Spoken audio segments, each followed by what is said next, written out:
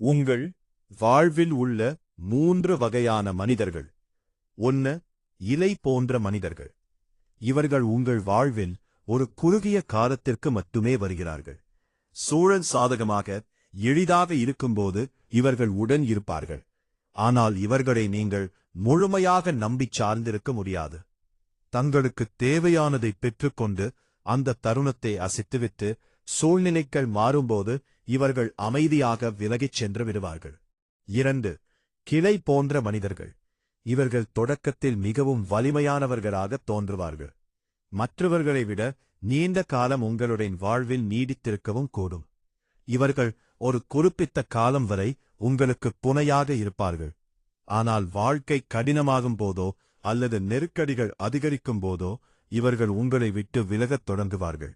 சுமைகள் தாங்க முடியாத அளவுக்கு பெரிதாகும்போது இவர்கள் காணாமல் போய்விடுவார்கள்.